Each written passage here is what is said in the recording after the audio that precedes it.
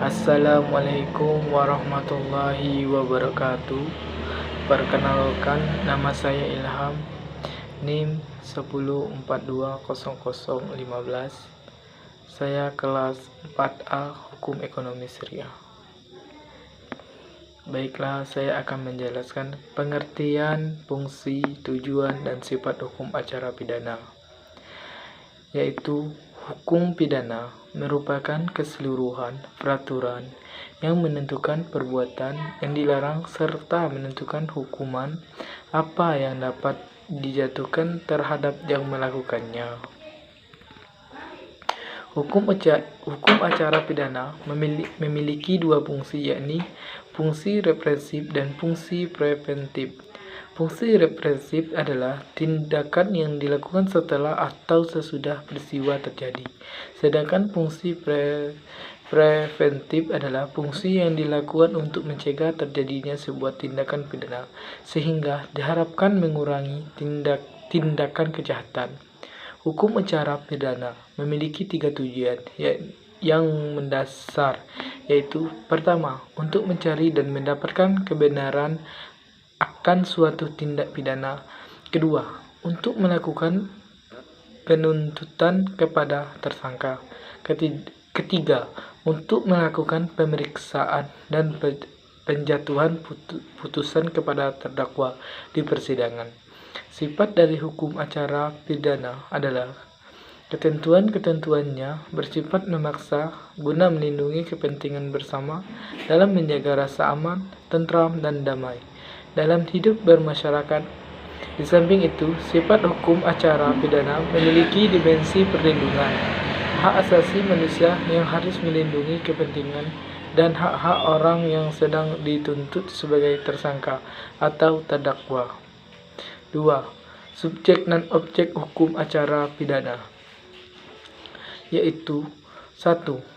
Pelaku, tersangka, terdakwa, terpidana. 2. Hakim adalah penjabat peradilan negara yang diberi wewenang oleh undang-undang untuk mengadili. 3. Jaksa sebagai penuntut umum serta melaksanakan putusan pengadilan yang telah memperoleh kekuatan hukum tetap.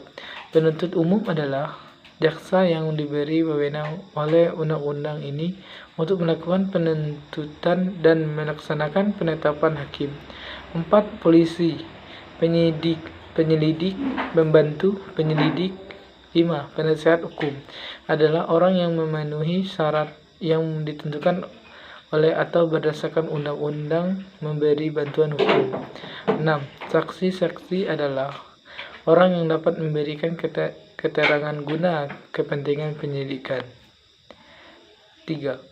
Sumber-sumber dasar hukum acara pidana sebagai berikut.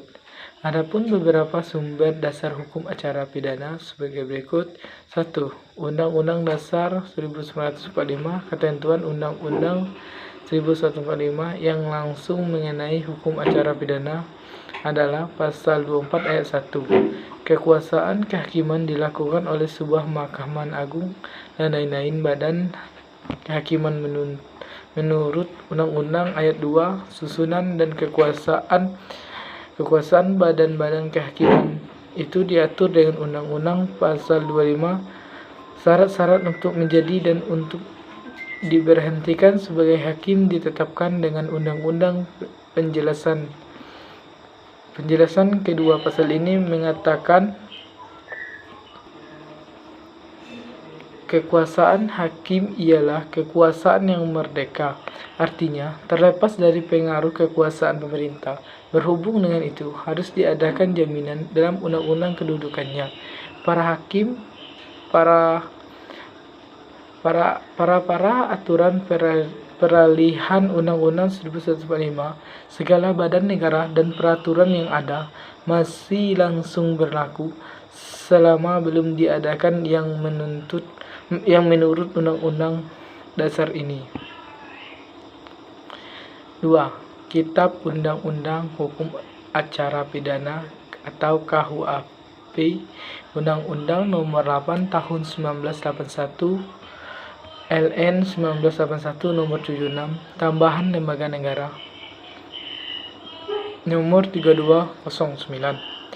3. Undang-Undang Pokok Kekuasaan Kehakiman, Undang-Undang Nomor 48 Tahun 2009 RN 2009 Nomor 157.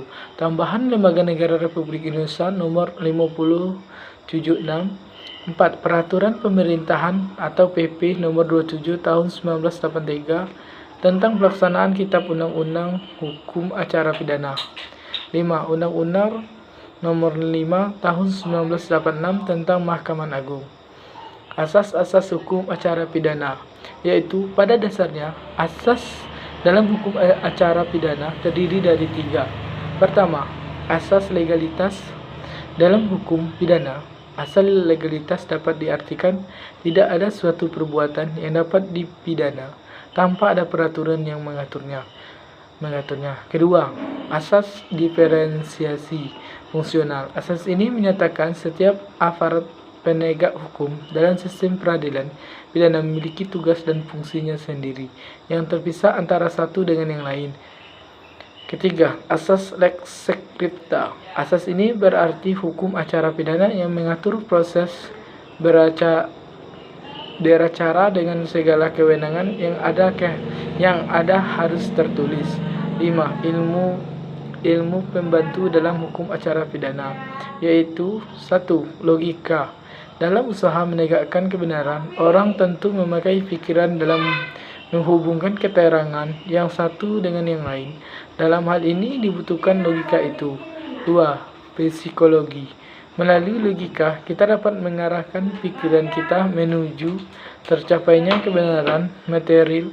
Hakim, jaksa, dan terdakwa juga manusia yang mempunyai perasaan yang dapat diusahakan untuk dimengerti tingkah lakunya, kemudian diberi penilaian atas hal itu. 3. Kriminalisasi. Dalam menilai fakta-fakta yang ditemukan oleh hakim harus dapat dikonstruksikan sebelum ia menjatuhkan. 4. Psikiatri, yang perlu diteliti dan diusut dalam usaha menemukan kebebasan materi bukan hanya manusia dan situasi yang normal, tetapi kadang-kadang juga hal-hal yang abnormal. Dalam hal-hal ini psikiatri dibutuhkan pula oleh ilmu hukum acara pidana. 5. Kriminologi. Dalam usaha untuk mengetahui sebab-sebab atau latar belakang suatu kejahatan, perlu kita pelajari kriminologi.